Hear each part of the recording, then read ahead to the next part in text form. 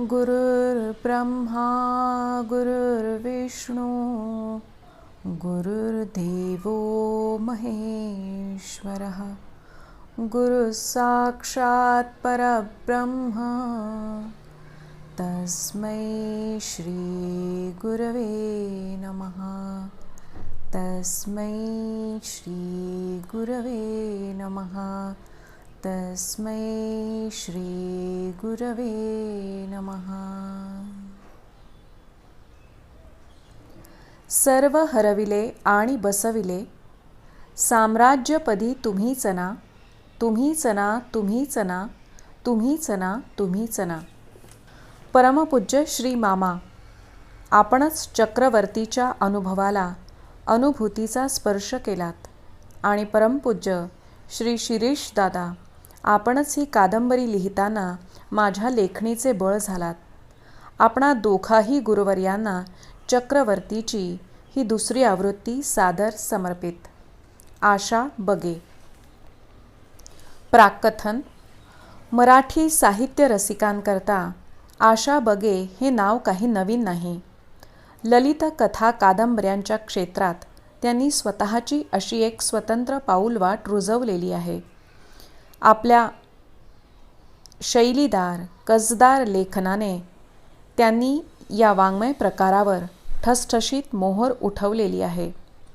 त्यांच्या हजारो रसिक वाचकांप्रमाणेच मीही त्यांच्या लेखनशैलीचा एक चाहता आहे।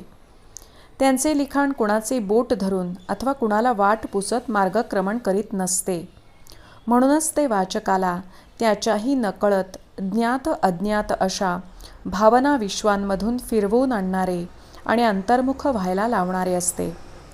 त्यांच्या कथा कादंबऱ्यामधली मनस्वी व्यक्तिमत्वे वाचकाच्या स्मृतिकोशात घर करून तिथेच मुक्कामाला राहणारी असतात। आजच्या काळातील उत्तम दर्जेदार ललित लेखन करणाऱ्या मोजक्याच लेखकांमध्ये त्यामुळे त्यांचे स्थान त्यांच्या स्वतःच्या रंगात रंगलेले आणि म्हणूनच आगळे वेगळे असे आहे। प्रस्तुत कादंबरीचे महानायक असणाऱ्या परमपूज्य सद्गुरू श्री मामांचे अवधूती व्यक्तिमत्व अक्षरशः अनंत पैलूंनी तळपणारे होते। कुणाच्याही विचारांच्या कवेत न मावणारा असा तो त्यांच्या व्यक्तिमत्वाचा पैस खरे तर अनेक महाकादंबऱ्यांचा कथास्त्रोत ठरू शकतो। तरीही एकाच कादंबरीत आणि मर्यादित पृष्ठसंख्येत त्यांच्या त्या समृद्धतेचा समग्रतेचा सजग मागोवा घेण्याचे अत्यंत दुष्कर कार्य आज सौ आशाताईंच्या चक्रवर्तीच्या रूपाने आपल्यापर्यंत येऊन पोहोचलेले आहे। आशाताईंच्या न उतता न मातता आयुष्यभर जोपासलेल्या लेखनव्रताचेच ते एक प्रसादफल म्हटले पाहिजे। कादंबरी या हाताळायला तशा अवघड असलेल्या साहित्य प्रकाराचा आपला स्वतःचा असा एक बाज असतो, घाट असतो आणि थाटही असतो। सौ आशाताई मात्र हा प्रकार एखाद्या मुरब्बी गंधर्वाने अनवट रागाचा जाणकारीने आणि रसिकतेने नजाकतदार विस्तार करावा तसा सहजगत्या पेश करतात। चक्रवर्तीतले रसरशीत नाट्य, मोहरलेले काव्य आणि खळाळणारे गूढ चैतन्य हे घटक जरी कथानायकाच्या प्रभावळीतलेच असले तरी ते त्यामुळे फुललेल्या मोरपिसाऱ्यासारखे एक वेगळेच सौंदर्य मिरवीत वाचकांच्या समोर येऊ शकतात। वाचकाचे पदोपदी विचारमग्न होणारे अंतःकरण आणि त्याच्याही नकळत पाणावलेले नेत्रच त्याच्या हृदयात चक्रवर्तीच्या सामावण्याची घोषणा करीत असतात।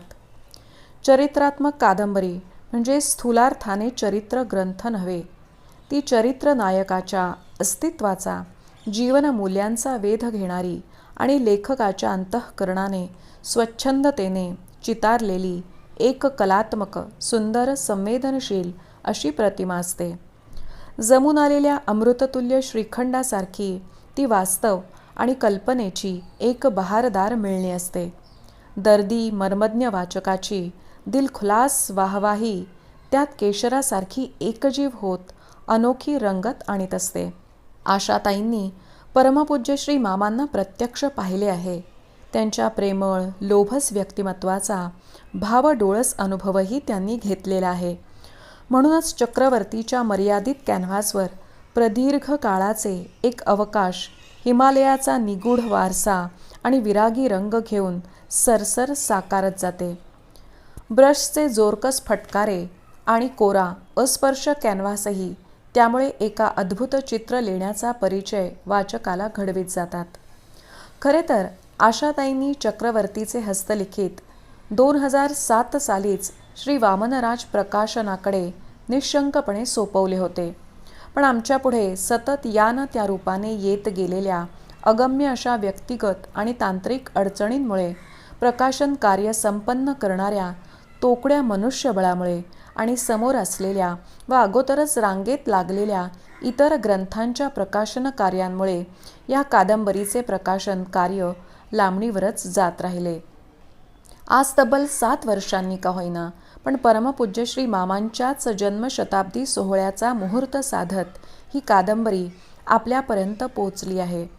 मधल्या प्रदीर्घ काळात या प्रकाशनाची अत्यंत आतुरतेने वाट पाहणारे गुणग्राही सज्जन आणि हा अक्षम्य विलंब शांतपणे सस्मित वदनाने सहन करणाऱ्या सौ आशाताई यांचे आम्ही सारे अंतःकरणपूर्वक क्षमा प्रार्थी आहोत. चक्रवर्ती आपल्या हाती नेटकेपणाने ठेवण्याकरिता सौ स्मिताताई पांडे, श्री राजीव पांडे, सौ सुप्रिया देशपांडे, श्री विवेक देशपांडे आणि श्री विजय गडकरी या साऱ्यांनी निरलस कष्ट घेतले आहेत. या श्री वामनराज प्रकाशनाच्या परिवारजनांचे ऋण म्हणूनच येथे व्यक्त केल्याशिवाय राहवत नाही. शेवटी ही लावण्यमयी भावमधुरा कादंबरी वाचकांचे अनुभूती विश्व आपल्या अंगभूत माधुर्याने आणि देखण्या रसाळपणाने आस्वादन समृद्ध करविणारी ठरावी, अशी हार्दिक प्रार्थना श्रीमद सद्गुरूंच्या पंचदिव्य तन्मात्रा विभूषित श्रीचरणी वारंवार करून येथेच थांबतो. शिरीष शांताराम कवडे. लेखिकेचे मनोगत.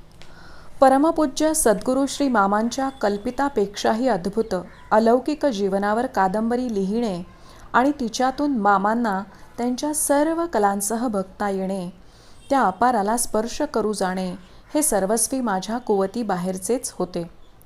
पुन्हा चरित्रात्मक ललित लेखन, तेही कादंबरीच्या स्वरूपातले, असे विशाल कालातीत पटावरचे हेही माझे सामर्थ्य नव्हते.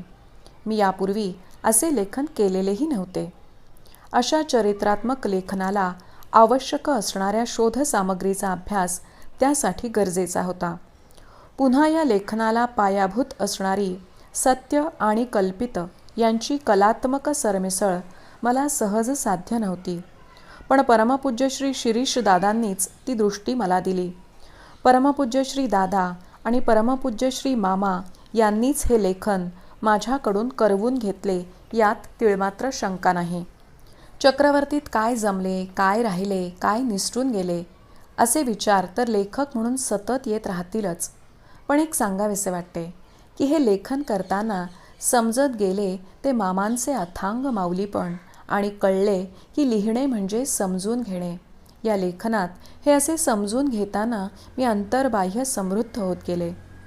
कादंबरीत काही पात्रे अशी असतात की निवेदक म्हणून लेखक कळत नकळत त्यांच्याकडून व्यक्त होत असतो, त्यांच्यात स्वतःला बघतो. चक्रवर्तीत चरित्रनायक परमपूज्य श्री मामाच होते, म्हणून लेखकातला निवेदक तिथे अलिप्त तटस्थ राहू शकला असे होणे गरजेचे होते. पण तो काहीसा परमपूज्य मातोश्री पार्वती देवींमधून आणि बराचसा सोमनाथ या काल्पनिक पात्रातून व्यक्त झाला.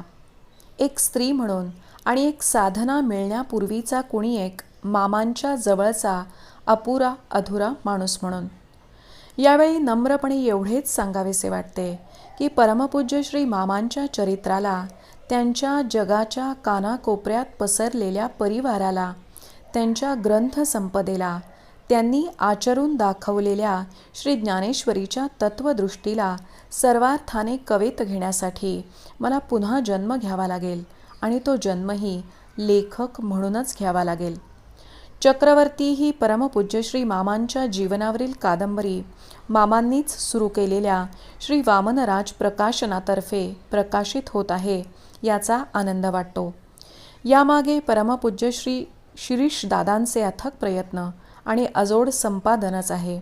मी त्यांच्या ऋणातच राहू इच्छिते. आशा बगे.